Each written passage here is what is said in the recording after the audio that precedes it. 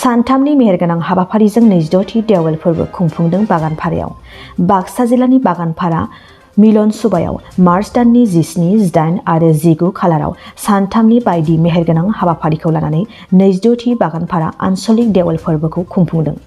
आरो बे देवल फोरबोजों लोब्बा लानानै गोदोनिफ्रायनो सोलिबोनाय बमा गावनाय हाबाफारिखौ बेखेवनानै होयो समाज सिबियारि मन्टु बर' बिथाङा। बे फोरबोआव नाम कीर्तन, बागत खन्नाय आरो फरायनायजों लोगोसे 19 खालाराव बर' आरो असमिया केसेट मेथाइजों मोसानाय बादायलायनायबो जागोन होननानै फोरमायदों देवल फोरबो खुंफुं आफादा। लोगोसे जाय बिथांमोनहा मोसानानै सेथि, नैथि आरो थामथि मासि आवग्रिनो हायो बिथांमोननो नोगोद सेथि बान्था महरै 10,001 रां, नैथि बान्था महरै 7,001 रां आरो थामथि बान्था महरै 5,001 रांनि बान्थाबो होनाय जागोन होननानै देवल सामलाय आफादा मोनथिहोबाय। लोगोसे जाय बिथांमोनहा मोसानानै सेथि, नैथि आरो थामथि मासि आवग्रिनो हायो बिथांमोननो नोगोद सेथि बान्था महरै 10,001 रां, नैथि बान्था महरै 7,001 रां आरो थामथि बान्था महरै 5,001 रांनि बान्थाबो होनाय जागोन होननानै देवल सामलाय आफादा मोनथिहोबावो। आंथ' नोङो दा बेयाव देवल फला उद्दनि मोननानै गोसोखौनो बिराद गोजोननाय मोन्दों।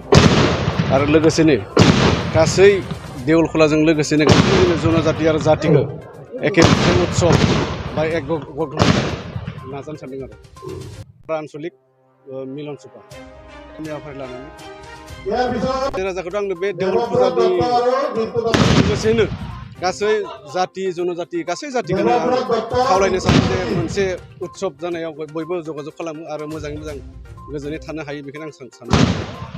আমার বাগানপাড়া মিলন সুপার স্থাপন করা হয়েছে মিলন সুপাবাসী রাইজে আর ইয়াতে এইবেলি আমি কার্যসূচী লৈছোঁ। আমার প্রথম দিনার কার্যসূচী আছিল, কার্যসূচীখিনি মই কৈছোঁই আৰু পুনৰ ক'ব লাগিব। প্ৰথম দিনা হৈছে আমাৰ প্ৰথমতে মুখ্যদ্বার উন্মোচন, দ্বিতীয়তে আছে অস্থায়ী কাৰ্যালয় উন্মোচন আৰু তৃতীয়তে আছে আমার মণ্ডপ উন্মোচন আর চতুৰ্থত আছে আমার বোমা উন্মোচন। আর ইয়ার পিছত আমার নাম পাৰ্টি ধৰা আছে। এই নাম পাৰ্টি ধৰাৰে আমি আজিৰ কাৰ্যসূচী সমাপ্ত। আমার এই কাৰ্যসূচী 30 দিনীয়া কাৰ্যসূচী। 3 দিন গেল আৰু 2 দিন আছে আমাৰ। আৰু এই 2 দিনত আমি ৰাতিপুৱাৰ টাইমত আমি সৰু সৰু ল'ৰা ছোৱালীৰ খেল ধেমালি এইবিলাক কৰিম। আৰু দুপৰীয়া হ'ব আমাৰ পূজা, তাত শান্তি হ'ব। পুৰোহিতে আমাক শান্তি দিয়াৰ পিছত আমাৰ প্ৰসাদ বিতৰণ হ'ব। প্ৰসাদ বিতৰণৰ পিছত আবেলি ঠিক 5টামানৰ পৰা আমি কেছেট ডেন্স প্ৰতিযোগিতা আৰম্ভ কৰিম। আৰু কেছেট ডেন্স প্ৰতিযোগিতাৰ পিছতে দ্বিতীয় দিনৰ কাৰ্যসূচী আমাৰ ইমানতে সমাপ্ত হ'ব। আৰু দিনৰ কাৰ্যসূচী হ'ল আমাৰ সেইদিনা আমাৰ হোমযজ্ঞ তেনেকুৱাকৈ নাথাকে। আৰু শেষত 9 বজাত আমি সুঁৱৰি অৰ্থাৎ গোসাঁইটো আমি লৈ গোটেই ৰাইজে গোটেই গাঁওখন বা তাৰ বাহিৰেও আমি কিছুমান ঠাইত আমি ঘূৰোঁ। ঘূৰি আহি আমি পুনৰ দৌল মণ্ডপত আমি গোসাঁইক স্থাপন কৰি তাতে নাম কীৰ্তন কৰি আমি সেনেকৈ আমি সমাপ্ত কৰোঁ। আৰু শেষত এইবেলি আমি যিখিনি আমাৰ খেল ধেমালি হৈ যাব সন্ধিয়া সেই খেল ধেমালিৰ পুৰস্কাৰখিনি আমি বিতৰণ কৰোঁ। बिटिआर हालामनि थाखाय मोनसे गोजोनथाव खौरां। 68थि भारत रत्न लोकप्रिय गपिनाथ बरदलै ट्रफी जोलुर बादायलायनाय। बे बादायलायनायखौ गिबि खेबनि थाखाय बिटिआरनि सिङाव थानाय चिरां जिल्लायाव सोलिफुबाय थानाय मार्च दाननि गेजेराव खुंफुंनाय जागोन। Guwahati sports association in association with सुबुंथि फाउन्डेशननि बानजायनायाव देग्लाय चिरां थाइखाजरानि राइन' क्लाब गेलेग्रा फोथाराव 2022 इं 25 मार्चनिफ्राय जागायनानै 30 मार्चसिम जोबथा बादायलायनाय जागोन। गासै 4 गेदेर जोलुर क्लाबफोरनि गेजेराव बे बादायलायनाया जागोन। बे गेदेर जोलुर क्लाबफोरनि मुंफोरानो जाबाय North East United FC, United Chirang Duar FC, चिलं लाजं FC आरो आसाम रेजिमेन्टेल सेन्टार।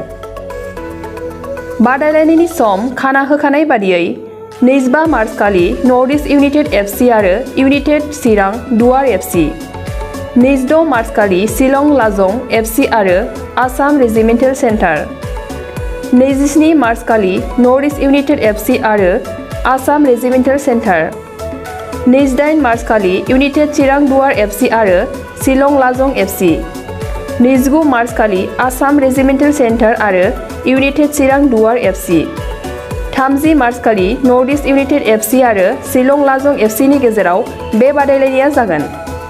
जानो थांनाय बे बादायलायनायनि टिकेटखौ दानिफ्रायनो टिकेट काउन्टाराव होनाय जाबाय।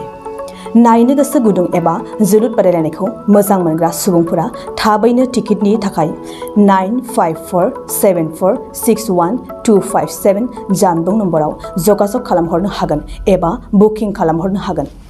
गोजोनथाव खौरां, ब्राफिटनि बानजायनायाव क'क्राझार राजमेला फोथाराव रायजोआरि आखाइ इसान दिन्थिफुंनाय। बे दिन्थिफुंनाया 7 मार्चनिफ्राय 20 मार्चसिम सोलिगोन। हारिमुआरि दानाय लुनाय, आर'नाइ, गामसा, दख'ना, जि-जोम दिन्थिफुंनायजों लोगोसे बायनो हागोन।